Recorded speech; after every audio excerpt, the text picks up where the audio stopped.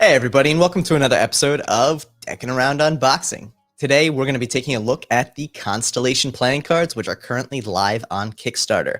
Mind you guys, this is a prototype we're going to be taking a look at, so some subtle changes may occur between this deck and the final product, but for the most part they're going to be very similar. Jason is really good about getting the picture out on his prototypes for what these decks are going to look like at the end of the day. But before we jump into it, make sure to like the video and subscribe to the channel. And ring the bell. And for anyone out there who hasn't checked this campaign out yet or is on the fence about it, click the link in the description below to be taken to the Kickstarter so you can take a look at it as we talk about it. Heck yes. And there's only 45 hours to go, buddy. I know it's ending soon. So I know a lot of people in the chat were already saying that they're on the fence about this deck, and hopefully we can sway you one way or for the other with this one. I have to say, you know, when I saw this campaign, I always love the work that Jason does. So I knew it would be a solid campaign, but I actually think this might be my favorite deck of his, hands down so far. Yeah, I mean, I totally agree. And, you know, he's definitely thorough in his campaigns. He's thorough. He literally has a mold of how he does each one of his decks. You know, he starts releasing teasers, you know, a month and a half ahead of time, which definitely, you know, throws the deck in people's eyes and gets them prepared for when the campaign is ready to launch. Absolutely. Absolutely. And I think, you know, with this deck especially, I think a lot of intricacy and detail went to it, especially in comparison to his last deck, which I thought was very cool. Still the sandwich deck, which was still very, like, it was a much different direction from his previous kind of campaigns. And that's, I think, one of the things I really love about Jason's work is you can easily see the progression between his first deck to now. Yeah. And the cool thing is they're his deck, you can tell, but they're totally different. Yeah. You know, you could definitely see the style that, you know, is Deckidea and Jason, but, you know, jumping to something that is so different than a sandwich series is pretty cool. You know, I was a little worried the next series would be, you know, the Bologna series, but I'm glad to see this Constellation deck has really kind of flourished so far. And even based on the campaign, for anyone who hasn't checked it out, definitely, like I said, click the link down below and you can see it's really doing well. I think a lot of that is just the fact that people who have backed Jason's decks in the past have really enjoyed the final product. I know the Serpent deck, which was one of his first, was just absolutely spectacular. Actually did so well on Kickstarter that he had to scramble to get stretch goals together. And yeah, I mean, literally all the decks were sold out. They had like very few available on the retail market after. Yeah. They all sold out. And I think there was like 4 editions or 5 editions. Yeah, I think he went with 4 at the end of it. I think it was 5. Yeah, the green, the white, the rainbow, the orange cobra, and the purple cobra. Yeah. Oh, yeah, the purple, yeah. Yeah, the black was the rainbow, yeah. Yeah, and, you know, like I said, and I think the sandwich deck was definitely a deviation from that, and I think it still did very well. I think a lot of people really enjoyed the sandwich deck. Personally, that wasn't necessarily my style, so I did not back that one. But this Constellation deck, I think, really fits into an area where we've seen a lot of competition. So obviously there's a lot of like the lunar kind of calendar decks, and there's a lot of the previous astronomy and constellation style decks. I think the cool thing about this is it's really just unique because of Jason's styling. Yeah. And another thing is it's very relatable to everybody, right? Everybody has a sign, and each one of the court cards are, you know, the signs. So let's dive into it. Let's do it, man. So like you said, this is a prototype, so there are going to be some things that change. Some of the detail work on this tuck box is going to be a little thicker. I'm actually going to blow you up on the screen too, Steve. Boom. Blow it up, buddy. All right. So as you can see, definitely very fine detailed. Yeah, I love that intricacy there. I mean, that fine line work is so beautiful, and that like goldish kind of it's almost like a matte gold almost. It looks so good. Yeah, he calls it champagne. Okay. Which is definitely a good description of it, you know. And as far as I'm aware, it's a different colored ink than normal. It says exclusive. Nice. You know, what does it say on the campaign? It says something like special printing technique, a unique to this version. So yeah, which anyone who's curious about a lot of these details, go check out the campaign again. Link is in the description down below. Let me take out the deck here, and as you can see, it does have inner tuck box I love that. You know, obviously, is that going to be printed on the final? I don't know. Here's the back design, which is super cool. Now, there's 2 editions. There's also a purple one, which, dang, I wish I got the purple one, dude. The purple does pop beautifully, and I think, personally, that's my favorite out of the 2. Yeah, the cool thing, which isn't on this deck, obviously, because it's the prototype, is that it does have UV ink. So when you do, you know, flash a light on it, a UV light, it will glow. Nice. Yeah. So that's the back design. Super cool. Definitely very detailed, and there's going to be metallic ink on it, I believe, on both editions. And I know the purple edition also has a die cut. Oh, I'm gonna show you the tuck boxes. I'm gonna nice. actually do that for you right now. I didn't want to. I only have the tuck box, so I didn't want to just show the tuck box with the die cut. So yeah, let me put the deck in here.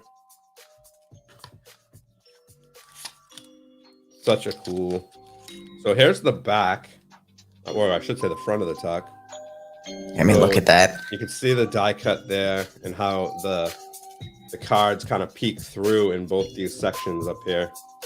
And then the back is that sign wheel, which is really cool. Yeah, and obviously with the purple, the coloring would be a little bit different, so it pops a little bit differently when the proper deck is in there. But even with that champagne deck in there, it looks gorgeous. Yeah, and the thing here is, if you look at that detail, how the lines kind of look like they're smudged together, they're going to look a little different in the final version. Yeah. All right. So, and I have no idea. I don't know if I'm supposed to show this or not, but I'm going to do it anyway. I didn't see this in the campaign, but he also sent me a black one with a die cut. Yeah, nice. So that's kind of cool. I don't know if maybe he's doing something with that later, but I didn't see it in the campaign, so it's a little teaser for you. Yeah, maybe a secret one after the fact. Yeah, maybe. It looks dope. I mean, imagine that thing glowing. Yeah. Here's your ace of spades. And so the one thing I love about that, those are the moon phases down the side, right? Yep, I love it. I think the really cool thing about this too, and I'm not sure on the prototype here, so this is one thing that probably varies between the prototype and the final version, is a lot of this ink on these cards is actually UV. Yes, correct. So the indices themselves and the moon phases and an outline of the pips, as well as the constellations on the courts, are all UV outlined. So when you shine a UV light on them, they actually just pop with like a beautiful, like glow in the dark green, which I think is just amazing. Yeah, for sure. Here's the pips, and I really love the moon phases on each side of the cards. It's really cool. No, it really is a nice little like change of pace from what you would normally see. Yeah. What sign are you, dude? I'm an Aries. Oh, look at that. Jack of spades. Dope. I dig it. Now, I do know these central elements where it says the sign, those are going to be lit, colored differently, so you'll be able to read them a little easier, because right now they're kind of hidden in there, you know? Yeah, and well, and the cool thing is, like I said about the courts too, is when you shine a UV light on the court, the actual star map for that constellation shows up on either side of it, which I think is so awesome. Cool. Yeah. And you'll be able to read it, you know, on this prototype being a digitally printed prototype, you know, you can't really read it that well. There's Gemini. Here's the Taurus. It looks good, man. It kind of works out perfectly, because in the aces just have that small central pit. But Pumpkin Plays Clash wants to know, how do you guys feel about the price point on these?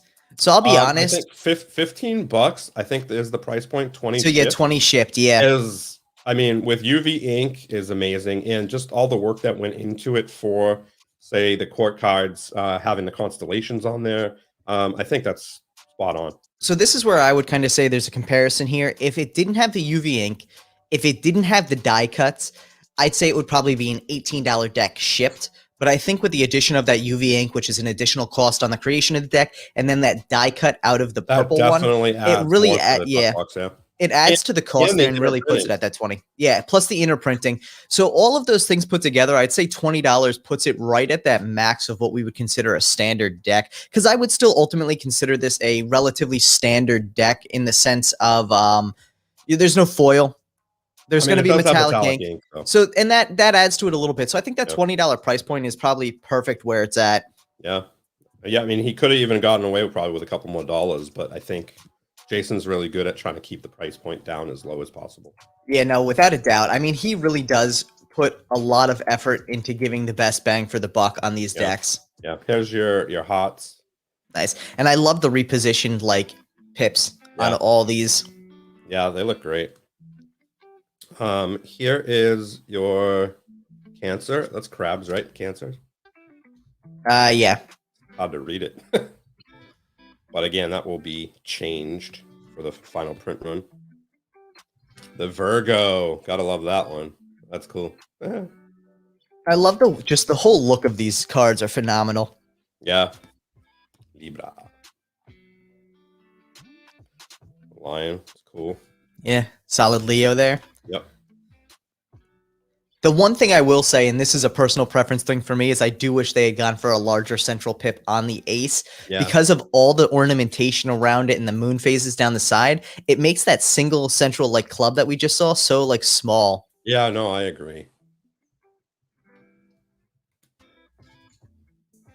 Here's the Libra. That is dope. I don't know why I called the lion the Libra by mistake. I don't know. It happens. That's why I was like, yeah, Leo. See, I threw myself under the bus. It's okay. That's fine. That's fine. There's the Sag. My mom's a Sag. Mom Janice. Everybody knows Janice. Sagittarius, for anyone who doesn't know the shortened form of Sorry. Sagittarius. There. Scorpio. Dude, yeah, I dig these. And like I said, on the final product, that UV light is just gonna pop so awesomely. Yeah. And I really dig the diamonds. They're basically like a square, you know, Yeah. rather than more of a diamond. That elongated pointed, diamond shape. Yeah. Yeah. It keeps it really clean. Yeah. And I'm not gonna lie, it looks like there's like 20 pips on this card. It really does. But it looks really cool. I dig it. Here is the Capricorn. Nice. And so for anyone who's curious about what other UV ink is on this deck too, the actual back design itself is also covered in UV ink. Yep. So all of the symbols on the constellation wheel, as well as like the shooting stars around the outer edges, and a lot of the line work and dot work is actually done in UV ink. So these are just gonna really pop completely. Yeah, I really Thank you, dig Mark. it. And it just makes sense. We appreciate it, Mark. We love you, man. Thank you. I mean, it really makes sense. It's the sky, you know. Yeah. It's you have constellations and I think the reason it gets me, dude, I mean, especially the color. Like the reason I think it gets me is like, what kid out there either didn't have or didn't want those like UV glow in the dark stars on their ceiling when they were little? I had them, you know, dude, exactly. And it's like that same kind of UV color that he found for this, for the ink, which I think is really exciting because a lot of times, obviously with UV ink, you can use different colors to get different effects, but he really tried to find that like greenish glow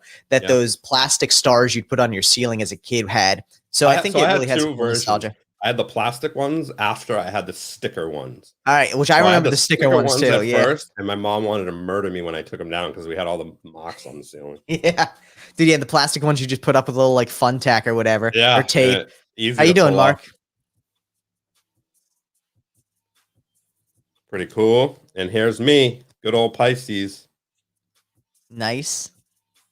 Yeah, C-Dub, if you figure out what the deck you're thinking of is, definitely drop it in the chat, man. We're always curious. What was he saying? That he thinks there's a deck that has the same pips. Oh, interesting. So the cool thing that he also did was he had, I mean, it's supposed to be a diptych Joker, but it's not. So yeah, the interesting thing about this is because there's no continuation from one piece to the other, for all intents and purposes, and like from a technical point of view, it probably is diptych because there's the continuation of where the stars actually are in the sky, but there's a hard division between the two cards. So in reality, you could put it on either side. And so while it is a diptych, it's not like a continuated diptych.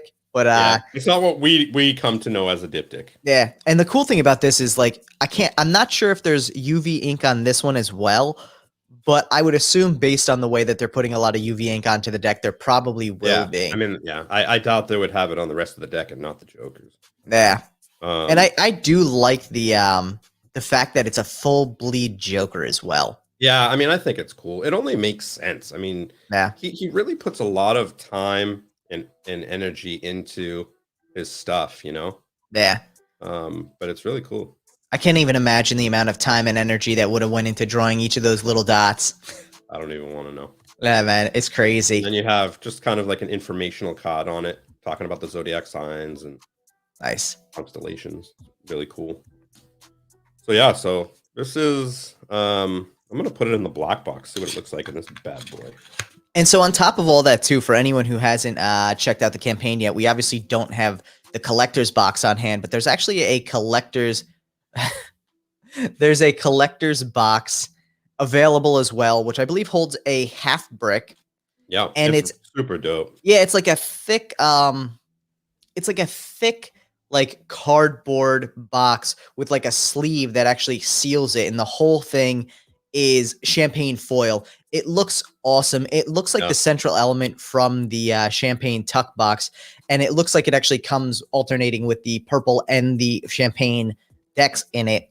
Looks beautiful. And there's also a what's it called? A certificate that comes with the collector's box. That actually looks sick, dude. Dude, it reminds me of The Heretic by Lorenzo. That looks so sick. So beautiful. I wonder what he's gonna do with this black one. I don't know. Hopefully something. Hopefully it wasn't just a an idea that he put to the side, because that looks gorgeous. This would look really good in a display case. Yeah, pumpkin. I don't know what to tell you about the black one. I don't think it's getting released yet, but I think he might have just sent it as a teaser or something. It is quite the teaser. It's a beautiful tuck box. You know? This prototype handles great because it's MPC. You know, it doesn't handle like a USPCC, but because it's not the M31. Yeah. But it handles nice. I'm a big fan, man. I can't wait to see the purple in person. You know, they are being printed by Katamundi, so we know they're gonna feel amazing. Yeah, no, without a doubt. And they do beautiful work with their foil as well.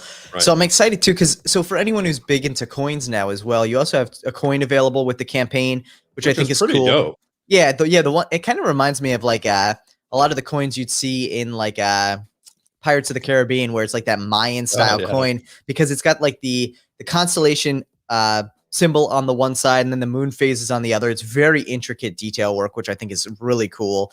Yeah. And then also there are 2 gilded editions available on this deck as well. So the gilding for me is one of those areas where like I could go either way on it. The champagne foil version is gold gilded. The purple foil version is silver gilded. I would have went purple all day. I would 100% went purple, and I would have tried to find something other than a gold for the champagne, because I think the gold just shows how much more the champagne isn't gold. Yeah. But I do think the gilded decks themselves look gorgeous. Yeah. It'll be interesting to see what that all looks like. And actually, yeah, so someone had mentioned that they thought that the UV torch came with the collector's box. Actually, they just hit a stretch goal where anyone who ordered 2 or more decks will actually receive a free UV blacklight keychain, which means you'll be able to shine it on the deck backs and everything and the tucks and all that to kind of get a feel for it. So anyone who's backing more than 2 decks, there's an option there to get that keychain now free. So if anyone's I mean, this is the thing. I can't imagine, unless someone is big time for or against one color or the other, that they would actually go for just the champagne or just the purple. Right. But I would definitely say that if you're only backing one right now, bump it up to 2. You might as well for the full set, and you get that UV keychain. Yep. And yeah, man, even that collector's brick box looks, or half brick box, looks gorgeous. And I love that die cut, man. That die cut's so good. It really, I'm like shocked at how nice it is. And the funny thing about it is the die cut is only on the purple. Correct. But the price point for either is the same. Correct. So Jason really did a great job trying to make sure that those little changes to the purple don't put it above what the champagne would be. So if you like both, you can easily get both and not break the bank there. Yeah, no, for sure. Stu says his wife has banned him from Kickstarter. Stu, you just need to get a proxy to get your Kickstarter. I was literally just gonna say that. Oh my gosh. Yeah, I think, and it's funny too, for anyone who hasn't done a Kickstarter in the past or hasn't checked out any of Jason's Kickstarters in the past, he's one of those people that I would say when we do our Kickstarter reviews, I'd lump into doing a great job building out his campaigns. You know, he obviously doesn't have the same experience as Riffle Shuffle does putting out campaigns, but he's getting very close to having that formula down well. And I think the one area that I always give him a hard time for is his stretch goals. I feel like he always unlocks them all. And I always tell him, I'm like, you just got to do more then, because they're just going to keep unlocking. You might as well. Yeah. So that's one of those things where like he does such a great job with it. You can never have too many stretch goals, right? I mean, you really can't throw a belt on there with the belt buckle being the constellation. Honestly, man, people would probably love that. But that's the thing. Like, it's okay to have stretch goals that you don't hit, depending on how far up they are. I mean, you know what? It may come to a point that sometimes you just have like a ridiculous stretch goal. Like, we're gonna platinum plate half, one deck, and it's $100,000. I don't know what that means, but it sounds cool. And it would be like $100,000 over your other stretch goal. Something like crazy out there that is a fun kind of thing to go towards, but you're not always going to end up landing on. So, Pumpkin, that is amazing. Definitely make this your first one. Here's the thing. When you back Kickstarter campaigns, I mean, most of the people on there are legit and they'll follow through, but Deckidea, backing Jason's, you'll definitely have a very good first experience. Hands down. You'll definitely get your decks, and they'll be dope. So if you're looking for a first one to back where you'll have a good experience, definitely back this one. Yeah, I mean, so here's a little bit of context for people too. Personally, I've backed 45 campaigns. Out of those 45 campaigns, there has been one that has not delivered. Are you ready? Are you ready for this number? Let's hear it. I have backed. Let me see how many I backed. Oh, you're gonna try and tout it here like you're big man. You don't even have the number. Come on. I'm gonna just give you. I'm gonna give you a. How come I can't see how many I backed?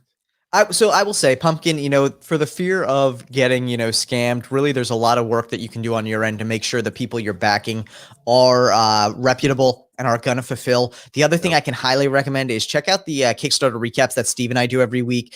Obviously that's a little self-serving, but one of the things we don't hold back on is if something looks suspect, we're gonna let you know. We're gonna wave those red flags when things pop up that seem out of the ordinary. And sometimes for some campaigns, maybe it's just that they didn't know what they were doing. And we've had creators reach out and say, listen, this isn't a scam. And it's like, that's all well and good, but then you need to fix X, Y, and Z to make this come off like it's not a scam. There's a lot of, once you get more comfortable with the card creation market, you'll learn a lot of the small things that stand out as potential red flags. Yeah. So I've backed 88 projects and I've gotten all of them. Nice. See, so that's a pretty solid, yeah. Luckily, I've had good luck. Knock on wood that it continues, Yeah, I mean, I'm very picky though, right? There are so many great decks out there, and I think that's what it comes down to. Initially it's scary because everything looks awesome. Yeah. Some of the things you want to see are like, how good is the communication on the campaign? So before you even back it, go check out the comments, see how long ago the oldest comment is and if the creators responded to it yet. As a creator for a Kickstarter campaign, you want to be responding to every single comment to make sure every one of your backers feels like they have the information they need. It really comes down to just being cognizant that there is a risk, and you want to try and minimize that risk as much as possible. So, if this is a deck you're into, Jason really is a phenomenal guy. He's done some great work, and he really is reliable and trustworthy when it comes to these campaigns. Yep. But at the end of the day, there are a lot of great creators out there. So it's worth getting on it. I agree 100%, Tyler. On that note. Guys, we appreciate every one of you coming out today. Hopefully, if you haven't checked out the Constellation Playing Cards yet, there is a link down below directly to the campaign. Click on it, check it out, pledge it if you like it. Jason really is an awesome guy, and we love supporting him on this deck. This is, like I said, hands down my favorite deck of his. I think he just crushed it with this one. And the cool thing is, I just can't wait to see what his next deck is going to be as well. So for anyone out there who hasn't checked out the Constellation Playing Cards, do so now on Kickstarter, link down below. We appreciate all you coming out for this little impromptu unboxing today. Thanks so much for all the support. Make sure to like and subscribe if you haven't already. Thank you very much, everybody. We love you. Peace.